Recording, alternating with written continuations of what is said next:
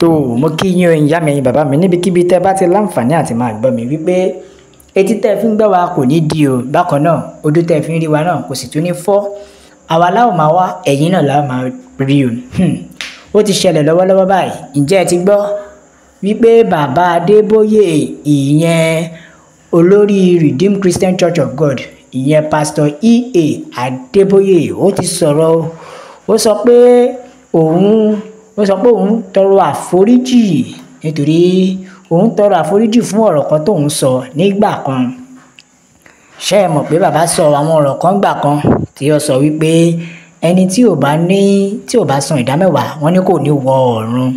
bẹ́ẹ̀ ni bàbá ti fìgbà kan sọ bẹ́ẹ̀ rí pé ẹni tí ò bá san ìdámẹ́wàá ò ní wọ ọ̀run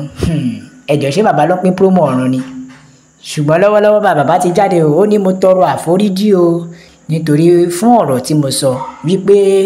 ẹni tí ò bá san ìdámẹ́wàá kò ní wọ ọ̀run bàbá ti jáde ó ní òun tọrọ àforíjì ẹ wo ìyá bẹyìn bàbá mi Yorùbá nation la fẹ́ o òmìnira ilẹ̀ Yorùbá òun ló jẹ wá lógún nílé lóko lọ́nà lẹ́yìn odi ẹ wo ẹ bá wa ṣí ẹ jẹ́ kó lọ viral nítorí wípé bẹ́ẹ̀ ni àwọn ènìyàn sọ̀rọ̀ wọ́n ní kí àwọn alàgbà kí wọ́n máa ṣọ́ra o lórí bí wọ́n ṣe handle ìdámẹ́wàá ọ̀rọ̀ ìdámẹ́wàá nítorí kó má jẹ́ kí ohun ayé yìí kó má jẹ́ kí ó gba nǹkan tí wọ́n lè lọ ní ìjọba ọ̀run tó túmọ̀ sí wípé ṣe rí attack tí wọ́n attack ìdámẹ́wàá yìí wọ́n ní ara irinṣẹ́ èṣù ni o nítorí wípé inú èṣù gan dùn lórí ìdámẹ́wàá yẹn ìdí nìyí gan tí Ọlọ́run fi ní ẹ mú gbogbo oúnjẹ wá sí ilé mi ni bẹ́ẹ̀ ni the spirit of Lord says ṣùgbọ́n àwọn èèyàn sìn wọ́n ti wá sọ ìdámẹ́wàá wọ́n ti sọ di business no wonder tí bàbá Ọbásanjọ́ fi sọ nígbà kan tó ní all church are business center nítorí pé ara nǹkan tí ó fi ń sọ bẹ́ẹ̀ ni most àwọn pastors sísìn ìdámẹ́wàá ni wọ́n ń jókòó tì ẹlòmíà dìde àníyà Ọlọ́run pé òun tó dẹ̀ jẹ́ wípé ìdámẹ́wàá àpò ọmọ ìjọ ló ń lé níbi tó tún lè dé wọ́n ní fake people fake religion everywhere agbowó òde ni wọ́n tax collector your apology accepted o bàbá wa nítorí náà wọ́n ní ẹ lọ dá owó àwọn èèyàn àti dúkìá tí ẹ gbà nípasẹ̀ ìdámẹ́wàá kẹ́ẹ̀dẹ̀ máa ṣe ohun tó tọ́ gẹ́gẹ́ bí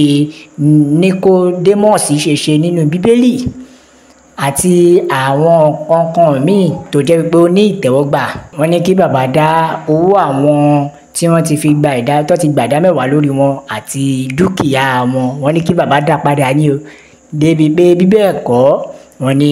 àforíjì tó tọrọ ó lè má ní ìtẹ́wọ́gbà nítorí wọ́n mọ̀ọ́mọ̀ ṣe bí alọ́nilọ́wọ́gbà wọ́n fi chíìtì àwọn èèyàn ni ṣùgbọ́n o ṣe mọ̀ wípé wọ́n ní Bíbélì náà kọ wípé ẹ mú gbogbo oúnjẹ wá sí ilé mi Ọlọ́run nìkan ló mẹni tó ń sìn òun o bẹ́ẹ̀ làwọn èèyàn gbé wa dénú Bíbélì o wọ́n ní ìdámẹ́wàá wà fáwọn ọmọ Léfì kò kí ń ṣe fún gbogbo àwọn pásítọ̀ tàbí bishop tàbí rẹ́fúrẹ́nì bẹ́ẹ̀ ni nítorí wípé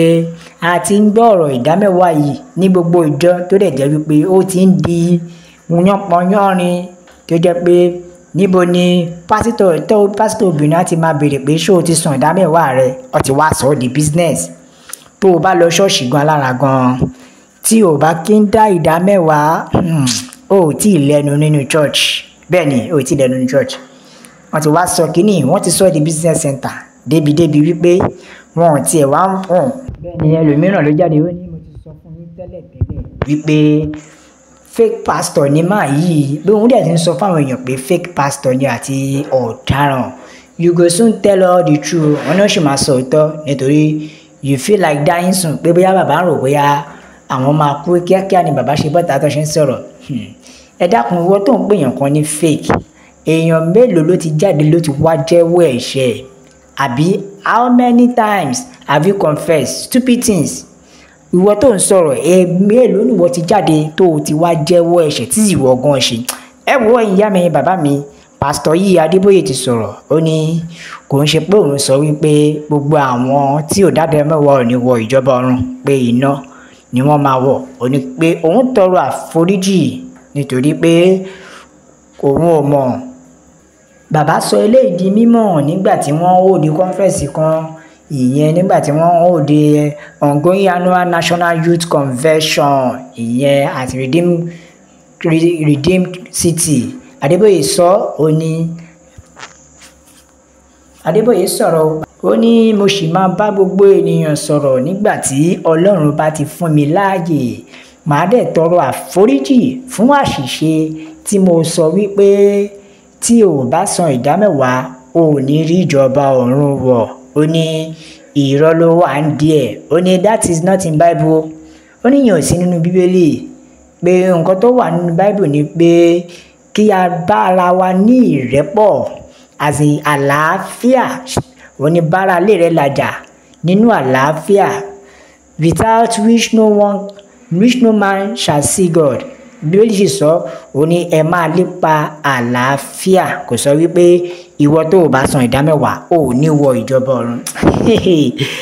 Ẹ wo ẹ̀yin ìyá mi ẹ̀yin bàbá mi, ṣe ti rí pé wọ́n ti sọ kíní ìdí business center o. Bẹ́ẹ̀ ni wọ́n ti sọ di bẹ́ẹ̀ ni ẹ jẹ́ ká ka àtẹ̀jíṣẹ́ àwọn èèyàn ká gbọ́ ohun tí àwọn ènìyàn sọ. Wọ́n ní ọ̀pọ̀lọpọ̀ wọn ló ń sọ nǹkan tó dẹ̀ pé wọn ò kì í ṣe. Kódà wọ́n ní ohun tí wọ́n ń ṣe gan wọn ò ọmọ bíbí inú wọn gan wọn kò ṣe irú ẹ̀ ní àwọn nǹkan tó ń wàásù, ṣùgbọ́n wọ́n wá sórí social media wọ́n máa create impression láti fi lè jẹ́ kí àwọn èèyàn ṣe kíni kó máa gbà tiwọn. After all you use the offering, wọ́n ní gbogbo ìgbà tí bàbá ti lo gbogbo owó ìdámẹ́wàá fi kọ́ yunifásitì tó dẹ̀ jẹ́ wípé yunifásitì olówó ńlá ni. Gbogbo àwọn aláìní tí wọ́n dá owó tó dẹ̀ jẹ́ pé pẹ̀lú bó ṣe dáwó tó wọn ò ní àǹfààní, ọmọ wọn ò láǹfààní. Àwọn tó dá owó ìdámẹ́wàá gan wọn ò ní àǹfààní láti ṣe kíni láti rán ọmọ wọn lọ. Ṣé mọ̀ pé mo ní kí n gbé yín débẹ̀ tẹ́lẹ̀ tẹ́ ẹ̀ bá mọ̀. Ṣé mọ̀ pé bàbá Bishop Oyedepo náà ti jáde. Ó ní Ọlọ́run rán sí òun pé kóun increase owó school backup. Tó dẹ̀ jẹ́ pé ó sọ pé wípé Ọlọ́run ní kóun increase owó school backup. Ẹ wo ẹ̀yin ìyá mi Yorùbá nation la fẹ́ o. Òmìnira ilẹ̀ Yorùbá òun ló jẹ wá lógún. Ẹ bá wa share, jẹ́ kó lọ viral. Ẹ subscribe, ẹ tẹ̀ sójú ẹ̀. Ẹ jẹ́ yí àwọn èèyàn lọ́tùn lósì pé Yorùbá nation òun nìkan ní ọ̀nà àbáyọ o. La fi ń sọ fún yín wípé God bless Yorùbá nation. Ọlọ́run kó bùkún fún orílẹ̀-èdè. Àfi kọ́ Ọlọ́run kó gbà wá o. Ọlọ́run ló mọ ẹni tó ń sin òun. Ọlọ́run ló mọ ẹni tó ń sin òun. Mo sì gbogbo àwọn pásítọ̀ míì irọ́ ló wà ń bẹ̀. Ṣùgbọ́n bàbá Adébóyè ti jáde, ó ti sọ òótọ́ ọ̀rọ̀, ó ní òun tọrọ àforíjì pé kí gbogbo ènìyàn ó dáríjì òun. Ẹ wo ẹ̀yin ìyá mi bàbá mi, Yorùbá nation la fẹ́. God bless Yorùbá nation. Ó dàbọ̀.